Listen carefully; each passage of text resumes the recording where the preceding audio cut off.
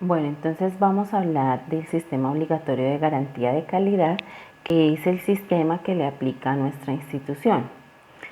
El sistema obligatorio de garantía de calidad está reglamentado desde el Ministerio de la Protección Social.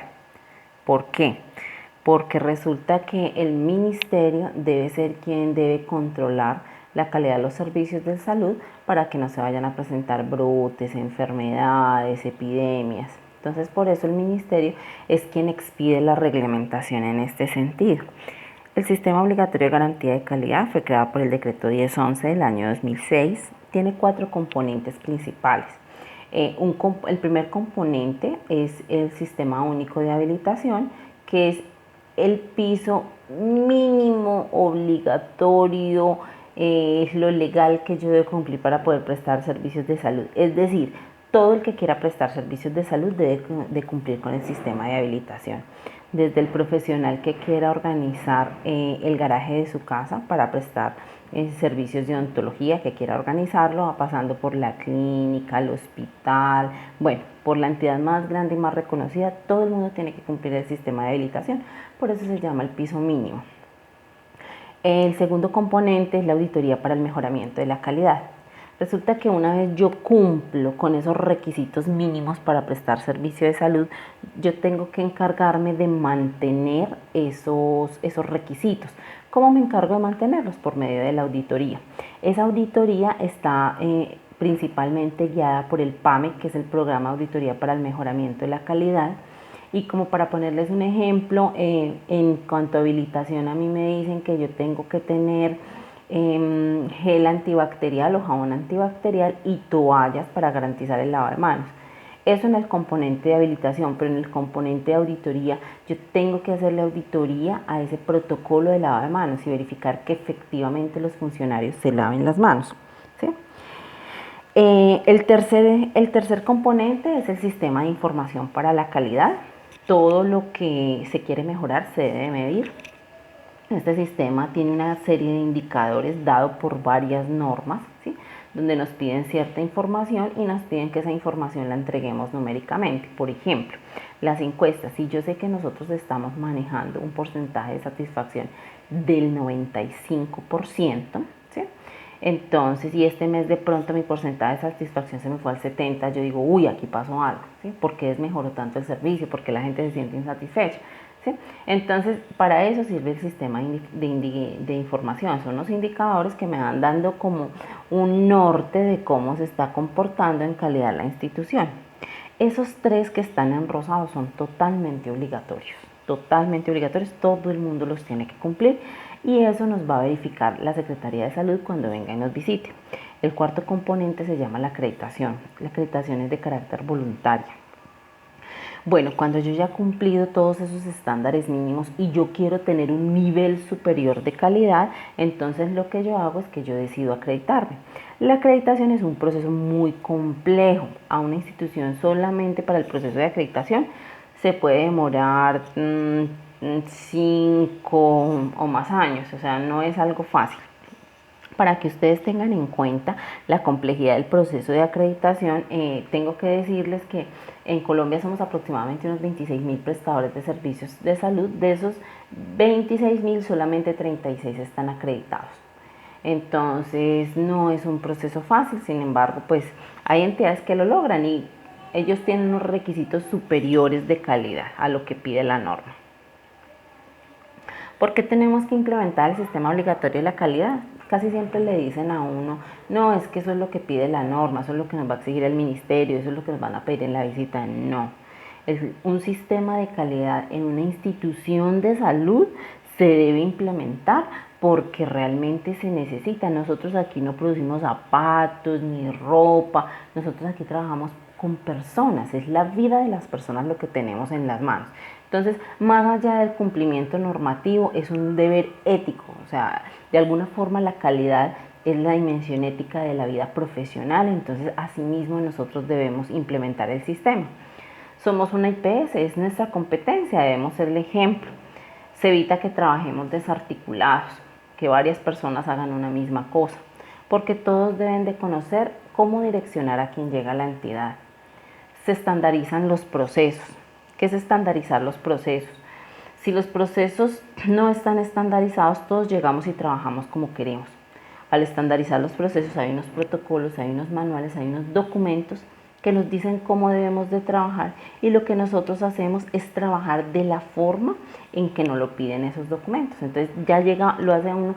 Si yo todos los días me lavo las manos de la misma forma, como me dice el protocolo, llega el momento en que yo me lo aprendo y ese hábito se me vuelve una costumbre. Ya no va a llegar el momento en que no necesito mirar el protocolo para lavarme las manos.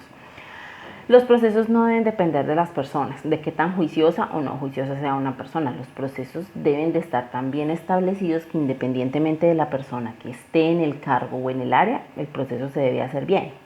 La auditoría mejora la calidad. Cuando uno revisa algo y dice, venga, esto no se está haciendo bien, este registro no se está diligenciando, esta temperatura se está tomando mal, entonces lo que se hace es, ven, hay que hacerlo mejor, y uno le explica a las personas que lo hacen. Entonces eso hace de que los procesos vayan mejorando.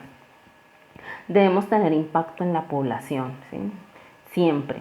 Si uno no tiene impacto en la población, entonces pues el sistema de calidad no está funcionando bien, porque se disminuyen los errores, porque se contribuye a racionalizar los gastos, porque el recurso humano no se desgasta haciendo una misma cosa varias veces, porque se incrementa la satisfacción del usuario. Si nosotros trabajamos con calidad, el usuario va a estar siempre contento. Bueno, cuando estábamos hablando ahora del Sistema Único de Habilitación, recuerden que yo les comentaba que el Sistema Único de Habilitación tiene unos requisitos que son los mínimos que yo tengo que cumplir.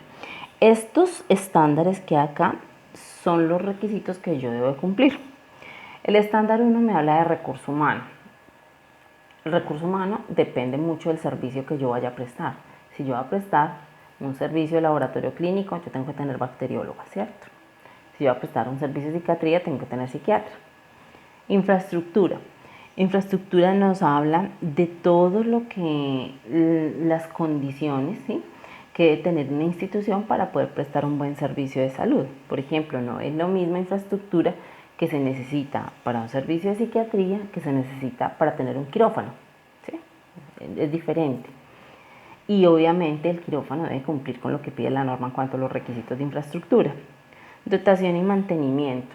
En la dotación y mantenimiento, pues para el servicio, para cada uno de los servicios que yo preste, yo tengo que tener una dotación y un mantenimiento. Si yo estoy prestando servicio farmacéutico, tengo que tener una nevera, tengo que tener los estantes para los medicamentos, tengo que tener ciertas cosas, ¿sí? Si yo estoy prestando mi servicio de terapia ocupacional y yo, por ejemplo, la población que yo manejo es infantil, tengo que tener colores, marcadores, video, música, bueno, no sé, dependiendo de las actividades que yo haga con los chicos.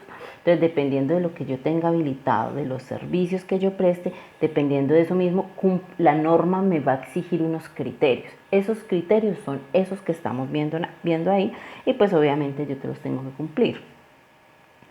Si yo, en cuanto al estándar de medicamentos y dispositivos médicos, pues nosotros podríamos decir que si nosotros obviamente manejamos un servicio de hospitalización, pues tenemos que tener medicamentos para los pacientes hospitalizaditos, ¿cierto? Tenemos que tener también dispositivos médicos, por ejemplo, para tomar muestras, para canalizar un paciente. Procesos prioritarios asistenciales. Los procesos prioritarios asistenciales son el listado de todos los procesos que yo hago en la institución.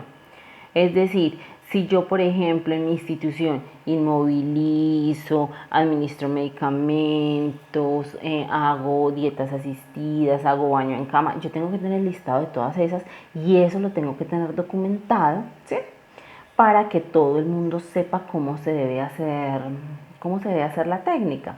Entonces, procesos prioritarios asistenciales, ¿qué es? El listado de todos los procesos que yo hago a nivel asistencial. Esa documentación no solo en listados, sino también en protocolos, en manuales, en guías, ¿sí?, para que se les dé sobre esto capacitación a los funcionarios y pueda ser evaluado, y así prestemos un buen servicio. Si yo llego a trabajar en un servicio de psiquiatría, tengo que saber cómo inmovilizar un paciente, ¿sí? No puedo llegar y, ay, no sé. No, pues si no sabe, entonces mire el protocolo, lea el protocolo, camine y le hacemos la capacitación, la inducción, para que sepa hacer el procedimiento. Historias clínicas. En cuanto al servicio de historias clínicas, el estándar de historias clínicas, ustedes saben que la historia clínica es un documento legal de carácter privado, es un documento donde se registran todas las atenciones en salud que nosotros le hacemos a un paciente, todo, absolutamente todo debe quedar ahí consignado, ¿sí? Las historias clínicas son muy importantes, no solo en cuanto al documento de la historia clínica, sino en cuanto al archivo. Entonces, este estándar que nos pide que tengamos un archivo, que lo tengamos bajo llave, que esté foliadas las historias clínicas, que tengamos un mecanismo de manejo de las historias clínicas, que los formatos, ustedes saben, los formatos también hacen parte de la historia clínica, ¿sí?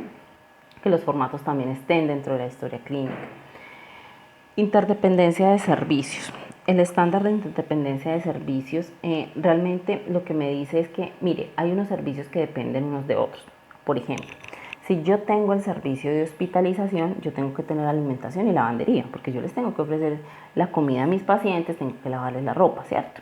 Si yo tengo un servicio, digamos, de cirugía, yo tengo que tener banco de sangre, no sea un paciente de pronto se me necesite una transfusión y yo no tenga con qué hacérsela, ¿sí? Entonces son los servicios que dependen unos de otros. Hasta el estándar 7 va la norma. Ese 8 y 9 era una norma antigua, pero nosotros pues lo seguimos trabajando así porque realmente es más ordenado esa estructura. El estándar 8, que es referencia y contrarreferencia, que nos pide que tengamos manual de referencia y contrarreferencia, que sepamos hacer el procedimiento, que tengamos los formatos, que tengamos el directorio. El estándar 9 se llama seguimiento a riesgos. En seguimiento a riesgos, ¿qué nos pide la norma? Nos pide que cada uno de los servicios que nosotros tenemos generan un riesgo. No es el mismo riesgo que tiene un paciente en un laboratorio clínico al riesgo que tiene el paciente en una hospitalización, en una consulta externa. No, en un laboratorio clínico, ¿qué riesgos tiene un paciente? Que me haga una flebitis, que el resultado salga mal, ¿cierto? Pero en una hospitalización, que se me caiga, bueno, hay otro tipo de riesgos, que se me ulcere, sí, hay otros tipos de riesgos. Entonces, dependiendo del tipo de servicios, uno le hace una evaluación y un monitoreo de esos riesgos para que no afecten el pacientico. Esos estándares que estábamos viendo en la diapositiva anterior los debemos de cumplir todos, ¿sí?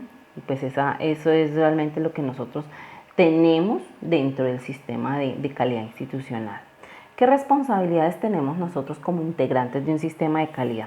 Primero, si nosotros trabajamos en la institución, nosotros integramos el sistema de calidad, no es el grupo de calidad, somos todos. ¿Qué responsabilidades debemos tener? Ser honestos. A mí no me sirve que en una auditoría vayan y me escondan el medicamento vencido o no me digan que las cosas no están funcionando bien. A mí me sirve es que me digan, mire, esto está mal, esto se hace de esta manera, esto lo uno, esto lo otro, para uno mismo poder hacerle plan de mejoramiento a ese tipo de cosas que requieren una mejora, ¿no? Que sea participativo. Si yo soy dueña de un proceso, es muy probable que yo misma sepa cómo lo puedo mejorar y que yo me diga, venga, esto aquí no está funcionando porque no lo hacemos de tal manera, ¿sí? Entonces el proceso debe ser muy participativo. Debe haber mucha puntualidad ¿en qué? En la entrega de los reportes de los eventos adversos, en la realización de los planes de mejora, porque si no hay puntualidad, entonces ¿cómo vamos a cumplir nuestro objetivo? Debe haber respeto. En un proceso de calidad uno se da cuenta de muchas cosas que de pronto no funcionan como deberían, ¿sí? Hay que ser respetuosos al hacerle observaciones a nuestros compañeros, hay que ser respetuosos cuando nos damos cuenta de las fallas institucionales. Y esto es un proceso serio, o sea, esto no es uno por venir aquí a echar carreta o a echar prosopopeya del sistema de calidad, no, esto es algo serio y a mí me gusta que la gente lo asuma con seriedad. Bueno, entonces en este momento esta diapositiva me encanta porque muestra el resumen de un buen proceso de calidad. Cuando uno empieza a hacer un proceso de calidad, nosotros somos ineficaces inconscientes. ¿Qué significa eso? Que nosotros no sabemos lo mal que nosotros estamos trabajando. Luego, en la medida que nosotros empezamos a trabajar y a evaluar las cosas y a mirar los documentos y a leer los protocolos, nos vamos volviendo unos ineficaces conscientes. ¿Qué significa eso? Que ya sabemos qué mal estamos trabajando. Entonces empezamos, seguimos leyendo los protocolos, seguimos aprendiéndonos, tratando de hacer las cosas bien, haciendo auditorías, planes de mejora, seguimos mejorando y nos vamos volviendo unos eficaces conscientes, porque nos vamos dando cuenta que estamos trabajando bien, que lo estamos haciendo bien. Cuando usted ya se ha leído tanto esos protocolos, esos manuales, esas guías, va a llegar un momento en que usted se lo sabe. Entonces, ¿cómo nos volvemos? Unos eficaces inconscientes, porque ya hacemos las cosas como si fuera esos hábitos de lavarnos las manos, de hacer la inmovilización de tal forma, eso ya no lo aprendimos y ya no es un hábito, ya es una costumbre, entonces realmente de una manera inconsciente ya lo hacemos súper bien. Esta frase me gusta mucho, dice: cuando no puedas cuando no puedas cambiar la dirección del viento, ajusta tus velas. Realmente hay cosas que uno no puede cambiar dentro de un proceso de calidad, pero uno sí se puede acercar a cambiarlas o buscarles el plan B. ¿Sí? Entonces de pronto es como para que no nos limitemos muchas veces en el problema, sino que le podamos buscar una solución. Esto era lo que tenía para compartirles el día de hoy. Muchísimas gracias.